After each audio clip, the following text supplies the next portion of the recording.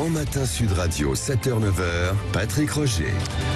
Beaucoup de sujets dans l'actualité et évidemment vous avez la parole parce que vous le savez, Sud Radio c'est vous, bien sûr au 0826 300 300. Alors parmi ces questions que nous vous posons sur les réseaux sociaux ce matin, il y a la question évidemment autour du refus des LR de voter la motion de censure du RN et de la NUPES. Est-ce que, je vous pose cette question directement, est-ce que c'est une sage décision? Est-ce que c'est une trahison? Est-ce que c'est une erreur? Ou est-ce que c'est une évidence? Vous êtes assez nombreux à voter et à dire c'est une trahison. 58% pour l'instant. Et beaucoup de réactions, je dirais, en fait, dans un instant. Éric Revel, Philippe Bilger avec nous. Et puis, vous également au 0826 300 300. Claudine de Niort est avec nous. Bonjour, ma chère Claudine. Oui, bonjour Patrick Roger, bonjour Éric Revel. Bon. Et puis, votre autre, j'ai oublié le nom. Philippe Bilger. Philippe Bilger. Philippe Bilger. Oh, excusez-moi. On ne connaît que lui. On ne connaît que lui, évidemment, Philippe Bilger. J'ai appelé d'un coup. Voilà. Non, mais c'est vrai qu'habituellement, il est dans les vraies voies le soir. Oui, c'est vrai, en procureur général, à chaque fois, avec Cécile de Ménibus et avec Philippe David. Il devrait avoir un petit marteau, d'ailleurs, pour taper sur la table. Bon, alors, ma chère. Il m'a trompé. Voilà, c'est ça. Voilà. Et puis, de temps en temps, il est avec nous le matin, avec grand plaisir aussi. Claudine, vous, c'est justement les LR, Enfin, cette histoire de motion de censure hier, qui vous fait réagir. Oui, non, mais moi je trouve ça dans la juste lignée des choses. Les LR, ils prennent pas de risques, quoi. Donc c'est une opposition qu'on a l'impression plus de façade qu'autre chose. Donc ils restent sur leur lignée. Surtout pas le RN, surtout pas LFI, enfin la NUPES. Donc non, c'est pas étonnant. Il n'y a pas de trahison puisque de toute façon ils n'ont fait aucune promesse de ce côté-là. Donc et puis on n'est jamais trahi que par ses amis. En fait, c'est pas des amis d'une certaine façon. Moi qui ai voté longtemps de ce côté-là, pour la première fois présidentielle, j'ai voté RN. Et ça attend que les LR alors qu'auparavant vous étiez plutôt justement UMP républicain ou pas? Oui. J'ai voté RPR moi. Très longtemps. Après, là, par contre, on a été trahi par Sarkozy, quoi. Je veux dire, là, effectivement, la trahison, on peut le mettre ce mot. Sur Sarkozy. Alors, quand vous avez peut-être entendu parler de sa tribune, de l'interview, du moins dans le journal du dimanche ce week-end, vous l'avez pris comment, vous? Je l'ai pris de la façon dont il a exercé son mandat en 2007. Donc voilà, je veux dire, des promesses n'engagent que ceux qui les croient, vous savez bien. Donc moi j'y ai cru, j'y crois plus. Et puis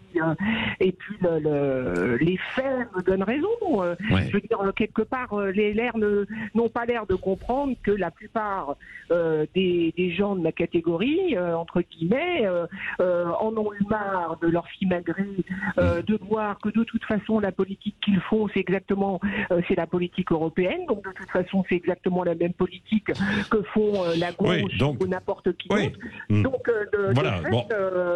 d'où votre réaction. Restez avec nous, Claudine, et puis vous pouvez continuer de nous appeler au 0826 300 300. Éric Revel, Philippe Bilger. Éric Revel, c'est une forme de trahison, c'est quoi? Comment vous percevez ce vote, vous, des LR? Olivier Marleix, le patron des LR, disait ça ne sert à rien, de toute manière, on va avoir sinon un borne 2, un borne 3, un borne 4, etc. Oui, mais c'est surtout, à mon avis, une victoire, alors peut-être éphémère, mais une victoire de Marine Le Pen et du RN. C'est-à-dire qu'en réalité, elle a piégé tout le monde sur ce coup politique. Elle a piégé les gens de la NUPES, les mélenchonistes qui, évidemment, tiraient une tête de 6 pieds de long parce que, évidemment, le RN votant leur motion de censure, mais elle a piégé aussi les LR parce qu'elle les a forcés, évidemment, à donner l'impression qu'ils étaient une sorte de béquille pour le gouvernement et pour Emmanuel Macron. Donc, en réalité, c'est elle qui a réussi un coup politique. C'est elle qui a... Ah bah oui, c'est indéniable. Et ce qui est assez marrant, si vous voulez, c'est que autant Jean-Luc Mélenchon avait été d'une habileté politique redoutable entre les deux tours de l'élection présidentielle et pour faire cette union de la gauche en 15 jours, autant depuis, me semble-t-il, la rentrée des députés à l'Assemblée nationale, c'est Marine Le Pen et le RN qui donnent ton le tempo, et la stratégie. Ah oui, c'est indéniable. Et le point d'orgue, alors éphémère, courte victoire pour elle, mais en tout cas c'était hier. C'est il y a Benoît qui dit Marine Le Pen, intelligente et très fine tacticienne politique, chapeau l'artiste, quoi, hein, indépendamment de toute opinion politique, mais en tout cas c'est ce qui est dit. Philippe Bilger. Je rejoins ce qu'a dit Éric Revel et d'une certaine manière notre auditrice Claudine. Il faut bien voir que c'est un coup tactique assez remarquablement joué de la part de Marine Le Pen, mais elle met en évidence l'ambiguïté des Républicains. J'entends bien que Olivier Marleix a plaidé le sens de la responsabilité, mais... Puis-je dire qu'il ne faut pas en abuser tout de même, parce que si on continue chez les Républicains d'être en permanence enquistés dans un sens de la responsabilité, les Républicains vont apparaître comme une roue de secours permanente du pouvoir actuel. Et ça, je pense que beaucoup de Républicains ne le souhaitent pas. Oui, bien sûr, mais ils sont un peu piégés. Pour moi, ils sont piégés. Je vais vous dire, si même il y avait, on ne sait jamais, une dissolution dans les semaines, dans les mois qui viennent, je pense que ceux qui auraient le plus à perdre, justement, ce sont les Républicains. Oui, parce qu'en réalité, leur positionnement, au moins jusqu'au moment où le nouveau président de DLR, qui va remplacer Christian Jacob, sera désigné, au moins jusque-là, et peut-être une précision de la stratégie politique DLR, le moins qu'on puisse dire, c'est que leur cheminement politique, pour l'instant, est un peu confus au LR. On a du mal à suivre s'ils sont en appui, s'ils sont contre cette politique.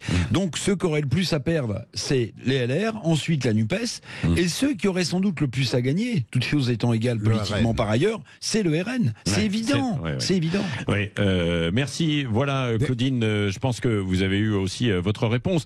Claudine, tenez, pour vous remercier de votre fidélité, je vais vous offrir une montre, une Ice Watch, qui est disponible un peu partout chez les bijoutiers horlogers.